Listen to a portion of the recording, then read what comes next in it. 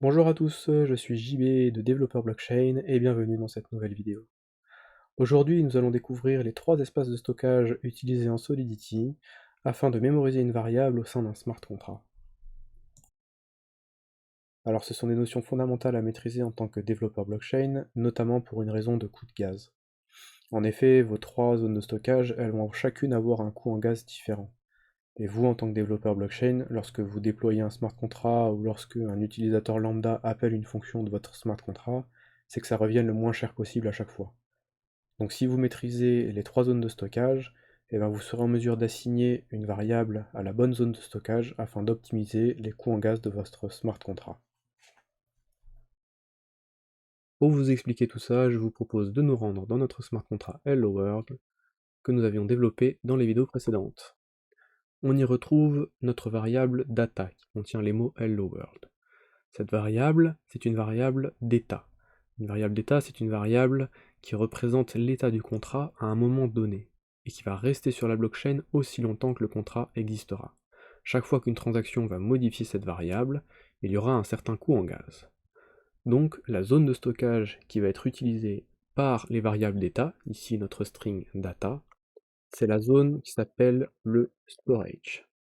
Le storage est utilisé pour les variables d'état. Une particularité de storage, c'est que vous n'avez pas besoin de le préciser. En effet, chaque fois que vous allez déclarer une variable d'état, elle sera automatiquement dans storage.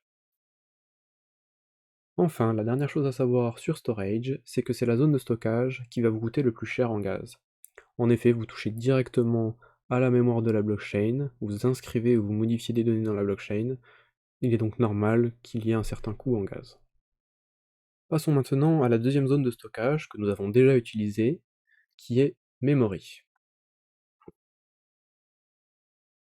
Alors memory en Solidity, c'est une zone de stockage qui elle est temporaire. Elle va être effacée entre les appels de fonction.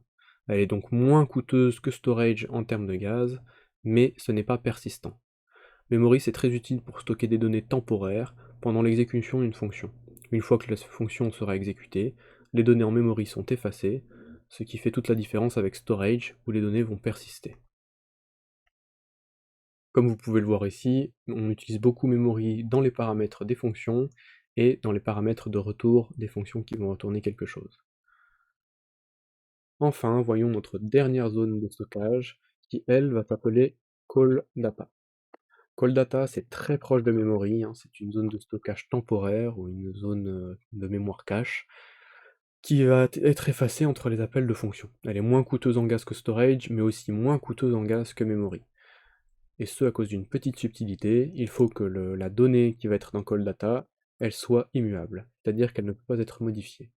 Faisons le test, ici, si je modifie mon new data et que je marque hello JB, je vais me retrouver avec une petite erreur.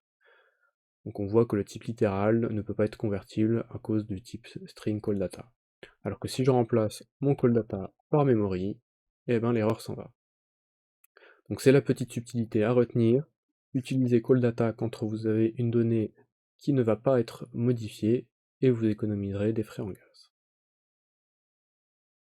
C'est la fin de cette vidéo, j'espère que ça vous a plu, n'hésitez pas à commenter, liker, vous abonner, et je vous dis à la prochaine pour une nouvelle vidéo.